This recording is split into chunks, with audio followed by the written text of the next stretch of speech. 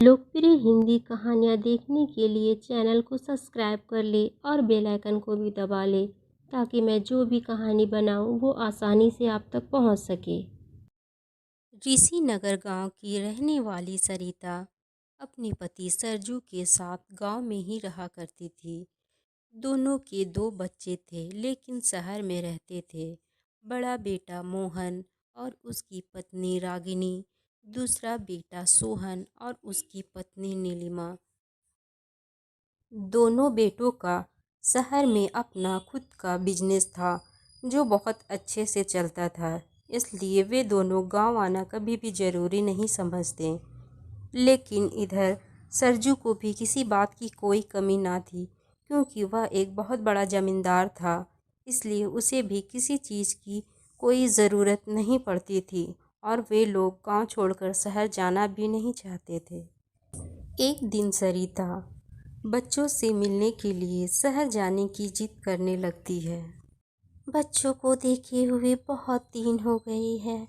मेरा तो बहुत मिलने का मन हो रहा है। क्यों ना कुछ दिनों के लिए शहर चले, बच्चों से मुलाकात हो जाएगी, फिर चले आएंगे। क्या कहते हैं आप? सरजू सरिता को समझाता है कि गांव की ज़िंदगी और शहर की ज़िंदगी बहुत अलग होती है। बच्चे बहुत व्यस्त रहते हैं, खामोखा हम लोगों के जाने से उन्हें परेशानी होगी। क्यों नहीं फ़ोन कर उन्हीं लोगों को यहाँ कुछ दिन के लिए बुलवा लेते हैं, ये सही रहेगा। लेकिन माँ सरिता नहीं समझती और जाने की जिद करती है कि मिलना ही है। सरिता की जिद के आगे सरजू की एक ना चलती है और वह सरिता की बात को मानकर बच्चों को फ़ोन लगाने के लिए कह देता है। सरिता पहले बड़े बेटे को फ़ोन लगाती है लेकिन फ़ोन कोई उठाता ही नहीं। फिर वह अपने छोटे बेटे सोहन को फ़ोन लगाती है। सरिता अपने बेटे सोहन को फ़ोन कर आने की खबर देती है, लेकिन सोहन माँ को कहता है कि वह अभी दफ्तर में है, घर जाकर बात करेगा। इतना कहकर वह फ़ोन रख देता है। सरजू सरिता से पूछता है कि बात हो गई तुम्हारे बेटे से? कह दिया कि हम लोग आ रहे हैं? हाँ, बात तो हो गई मेरी, लेकिन उसने कहा अभी वह दफ्तर में है और घर जाकर वह फ़ोन करेगा। लगता है किसी ज़रूरी काम में व्यस्त होगा, इसलिए उसने ठीक से मुझसे बात भी नहीं की। सरजू दफ्तर से सीधा अपने बड़े भाई मोहन के घर पहुंचता है और भैया भाभी से बताता है कि माँ का फ़ोन आया था और वो लोग कल ही आ रहे हैं। मैंने कह दिया मैं अभी दफ्तर में हूँ, घर जाकर बात करता हूँ। मैंने कोई जवाब नहीं दिया है। मोहन अपने भाई को बताता है कि माँ का फ़ोन तो आया था लेकिन वह ज़रूरी काम में व्यस्त था, इसलिए माँ से बात नहीं हो पाई। सोहन अपने बड़े भाई को माँ को रखने के लिए कहता है कि उसकी बीवी की ट्रेनिंग चल रही है और वह भी ऑफिस में व्यस्त रहता है, इसलिए अभी वह माँ को रखे, बाद में वह अपने घर ले जाएगा। बड़ा बेटा मोहन अपनी माँ को रखने के लिए तैयार हो जाता है और माँ को फ़ोन करता है। अगले ही दिन सरिता और सरजू खुशी खुशी अपने बेटों से मिलने के लिए शहर की ओर निकल पड़ते हैं। दोनों स्टेशन में बैठकर ट्रेन आने का इंतज़ार करते हैं। थोड़ी ही देर में ट्रेन भी वहां आ जाती है और वे दोनों उस पर बैठकर चले जाते हैं।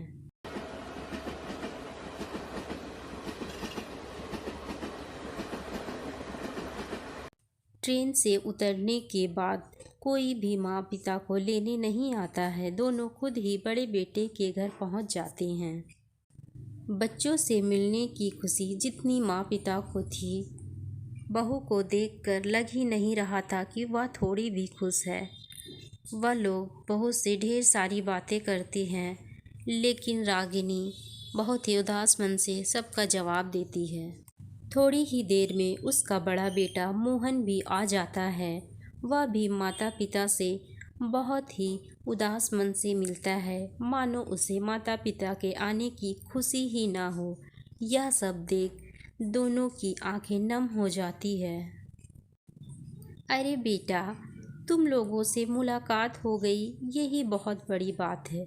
तुम लोग इतने बड़े बिजनेसमैन बन गए हो, तुम लोग इतना वक्त निकाल कर हमसे मिल लिए, यही बहुत है।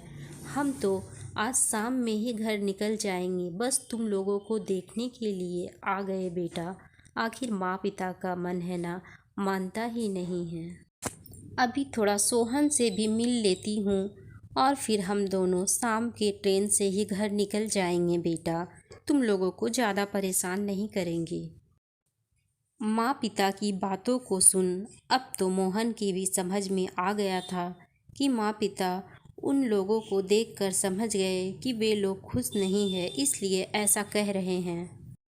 अपने माता पिता की बातों को सुनकर मोहन अब बहुत शर्मिंदा हो जाता है और वह माँ पिता का दिल रखने के लिए उन्हें रुकने को कहता है।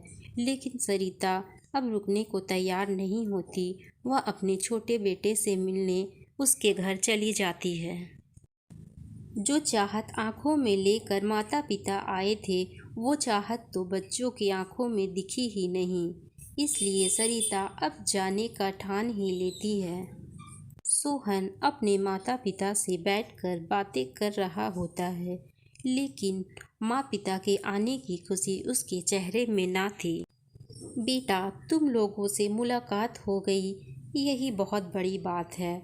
अब तो तुम लोग बहुत बड़े बिजनेसमैन बन गए हो। तुम लोगों से मिलना अब बहुत बड़ी बात है। बेटा, तुमसे मुलाकात हो गई, ये बहुत अच्छा हुआ। अब हमारी शाम की ही टिकट है, हम तो अब निकल ही रहे हैं। माँ पिता की बातों को सुन सोहन चौंक जाता है। सोहन माता पिता की जाने की बात सुनकर तुरंत ही माँ और पिता को रुकने के लिए कहता है, लेकिन आखिर माता पिता रुकते भी तो किसके लिए? बच्चों की आंखों में वो खुशी ही ना थी जो माता पिता के आंखों में थी बच्चों के मिलने की। अगर मम्मी पापा जाना चाहते हैं तो उन्हें जाने दो। तुम रुकने की जिद क्यों कर रहे हो? क्या हो गया है तुम्हें? मैं ट्रेनिंग में रहती हूँ, तुम ऑफिस में रहते हो, कौन संभालेगा इन्हें? कौन सारा काम करके देगा, खाना बना कर देगा? तुम ही कहो। अगर वो खुद से जाना चाहते हैं तो जाने दो, इतना फोर्स क्यों कर रहे हो? तभी सोहन अपनी पत्नी की बातें सुन उससे कहता है कि मेरे माता पिता है, अभी आए हैं और तुरंत जा रहे हैं, इसलिए बस उनका मन रखने के लिए ही तो उन्हें रहने को कह रहा हूँ। तुम तो उल्टा ही मतलब निकाल लेती हो। अब बेचारे सरिता और सरजू उदास मन से अपने घर की ओर निकल पड़ते हैं। उसका बेटा सोहन और बहू नीलिमा उन्हें देखते ही रह जाती हैं। सरिता और सरजू घर आ जाते हैं। सरिता नम आंखों से अपने पति सरजू से कहती है, आप सही कह रहे थे, हमारे बच्चे बहुत बड़े बिजनेसमैन बन गए हैं। उनके पास हमारे लिए वक्त ही नहीं है। उनके लिए अब सब कुछ पैसा ही हो गया है। माँ पिता की तो कोई अहमियत ही नहीं रह गई। अब मैं कभी भी उनसे मिलने की जिद ना किया करूँगी आपसे। बेचारी सरिता कहते कहते रोने लगती है और उसके आंखों से आंसू बहने लगता है।